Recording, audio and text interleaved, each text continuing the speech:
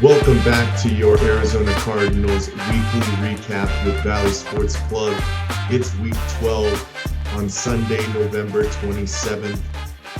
We saw a tough one today. The Los Angeles Chargers came into Arizona at State Farm Stadium and had a come from behind win 25-24 over the Arizona Cardinals with a late touchdown and a 2-point conversion to give them the edge. I'm sure we're going to have a lot to talk about today. I'm joined with Tallman. Tallman, thank you for being here. But first, before we let you go, let's take a look at the Cardinals and Chargers statistics from the day. For the Cardinals, we saw Kyler Murray come back after a 2-game absence from a hamstring injury. He was 18 of 29 for 191 yards, 2 touchdowns, and 1 interception on a questionable 4th down call, once again intercepted by Derwin James. We did see that mobility back after the hamstring injury with 7 carries for 56 yards and a touchdown. A crucial touchdown right before the end of the first half. James Conner was heavily involved today. He had 25 carries for 120 yards and also his first touchdown caught of the season. DeAndre Hopkins, not as many receptions as we've seen, but still heavily involved. Once again, 4 receptions for 87 yards and a touchdown. And a welcome addition back into the starting lineup for the wide receiver core. Marquise Hollywood Brown had 6 catches for 46 yards.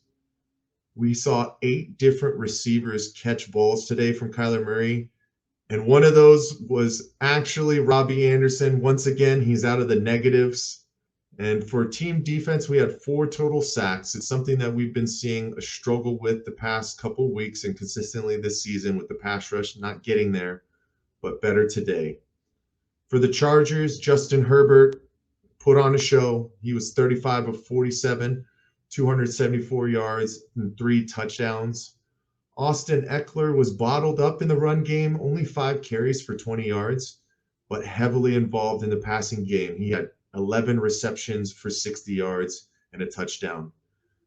Their main wide receiver weapon with Mike Williams out was DeAndre Carter. He had 7 receptions for 73 yards and a touchdown. And old reliable Keenan Allen had 5 receptions for 49 yards and 1 touchdown. And a throw-in stat, I guess you could say, tight end Gerald Everett had 4 catches for 18 yards, but that crucial 2-point conversion with about 15 seconds left in the 4th quarter that pretty much sealed the deal for the Chargers and led the Cardinals to a 4-8 record going into the bye week. So Tallman, I'll go ahead and pass it over to you just to get your thoughts from today and what's going on with this team and moving forward. Yeah, absolutely. So we'll start positive, okay?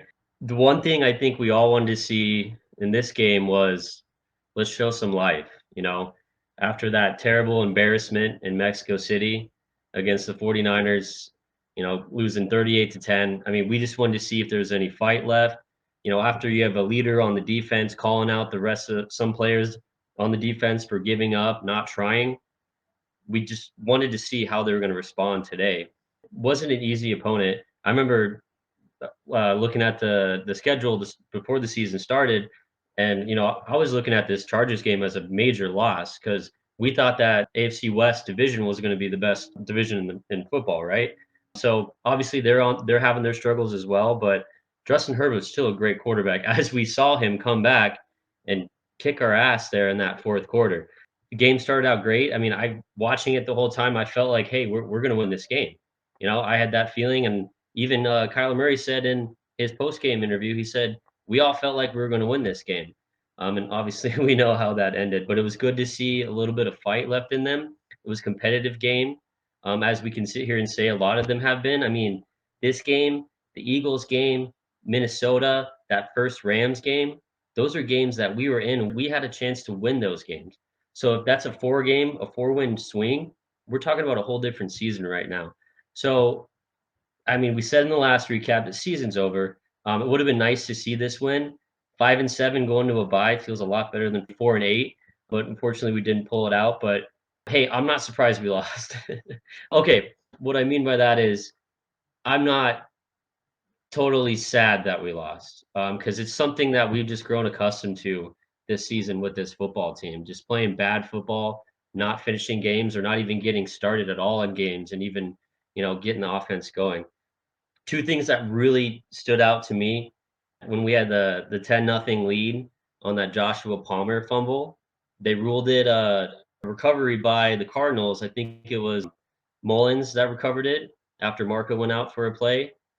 And I was like, great, this is awesome. That's a huge momentum swing. We're up 10 zip. We can go, go up 17 zip or 13 zip.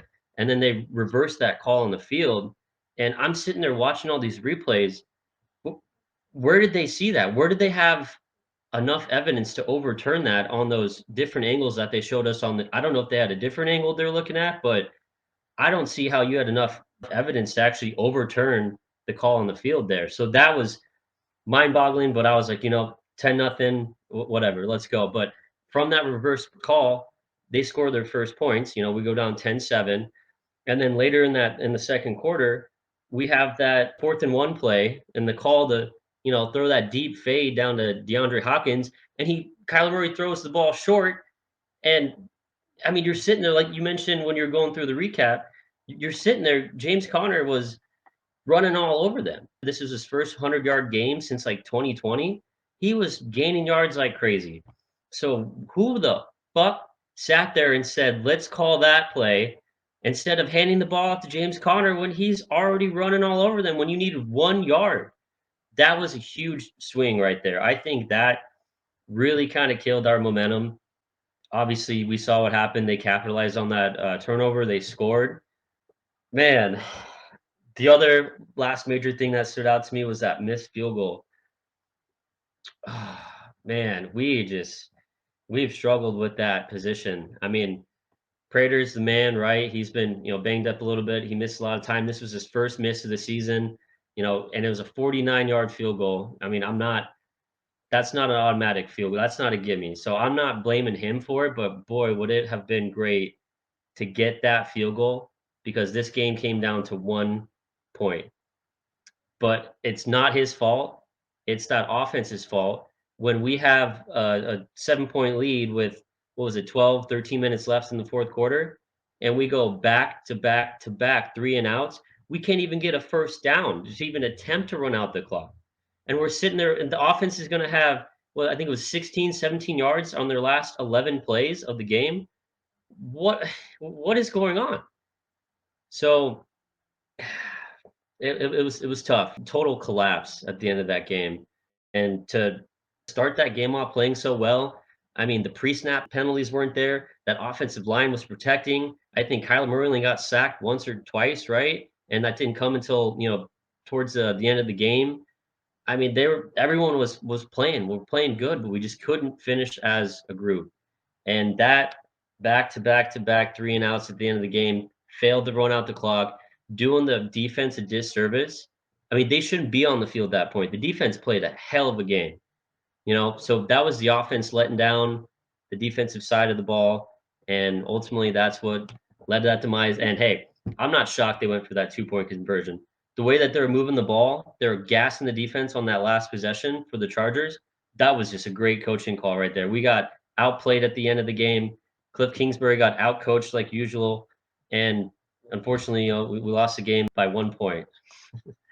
The Chargers were 1 of 19 in their second half drives going into that last drive where they basically were looking to tie the game, eventually took the lead. They hadn't scored at all in third quarters in the last 5 games. And you talk about that missed field goal, right? It changed momentum, and thankfully the defense held up, but they did get points off of it. And you're talking, a 6-point swing right there. And then 16 total yards in the last 4 possessions. When you have a lead and you've been killing it on the ground all night long, and then we just get stagnant with our play calling and just forget what was being successful throughout this game. And now I don't want to say you're not playing to win. You're playing not to lose, right? Well, in that second to last possession, they put Kyler Murray in shotgun and don't throw the ball or don't hand off the ball, and he gets sacked. So that's kind of trying to play for the win, to bleed those timeouts. But the truth of the matter is when you're a bad football team, the really lucky things that you need to bounce your way don't go your way, right? The good football teams end up getting some of those lucky rolls, like that Zaven Collins pick. We don't get that. He can't keep his hand under it. You might be able to wave the white flag right there because then you're talking about field Absolutely. position, right? Even if you don't get points there, you can pin them down deep. The Chargers were just working with the short field on their last two possessions, and it was only kind of a matter of time, especially like you were saying, with that defense having to be out on the field for so much in the second half. That fumble that we got from Mullins, and then it was overturned miraculously. And I love how they just don't have any of the replays that we can really tell about it. But somehow this massive call ends up being overturned, and it changes momentum in a game. And it sucks, but there's nothing that you can do except for try and hold the line. But man, it's getting tough to watch these games where it seems like you're starting to turn the corner in one area, but then something that was consistent last week starts to fall behind. And like we can't have any consistency on any side of the football. And it's just getting tough for any of these guys to get any momentum rolling to find wins right now. And that's why this team is 4-8. Headed towards last place once again, even though the Rams lost today. But it's going to be a struggle. At least we have this bye week to try and reset, hopefully going into the second half of this season, and just keep fighting, man. That's all you want from this team, right? You want to see that glimmer of hope week in and week out. If you lose some games, like today was a tough loss, but you were in it to the end, and it sucks when these kind of games don't go your way. But this is where this team is right now, and that's just how it is. So, Tallman, you got any other last notes before we call it a night? Hopefully, they take this week off to really dive into that coaching staff. I know, I mean, shoot, there's probably a 5% chance he gets fired. And by he, I mean Cliff Kingsbury. I bet you he doesn't. But I mean, with all these rumors coming out, did you see the Sean Payton rumors? Mm-hmm. There's some of that's kicking up, so that'll get interesting to kind of see. I mean, obviously, rumors a rumor. There's nothing, no factual evidence really to back that. But I think again, it's another one of Kingsbury's downfalls. I mean, it didn't help us win the game. Was it ultimately his fault that we lost? I mean, that's hard to say, but I mean, even if you don't go for it and you punt that ball on that 4th and 1, maybe that's the difference between 7 points and 3 points, right? Maybe that was the difference of the game, but obviously we're so used to him being that aggressive and going for it, but I'm getting sick of sitting here and speculating whether Cliff Kingsbury's 4th down call lost us the game or not. So, also, last note, did you see that one-handed grab by D-Hop? I thought that was an interception for sure. The other thing too, though, is Kyler Murray's legs are very, very. It's a game changer, man. So if he It's crucial, continues yeah. to do that, you Yeah. got to keep it as part of the game plan. And maybe that's why we didn't see him these last 2 weeks, because if he can't be out there doing that, you're better to have Colt McCoy in there as a pocket passer and spread the field that way. But with that being said, the Cardinals do have a bye week for week 13. We'll be back on Monday, December 12th in State Farm Stadium against the New England Patriots for Monday Night Football. So even with this team struggling, they're putting them in the spotlight. We'll see what's happening with Hard Knocks this week and the week after as well. But for VSP Tallman, I'm Mike Benjamin. Chris Patrick will be back with us. We appreciate all y'all. Have a good night.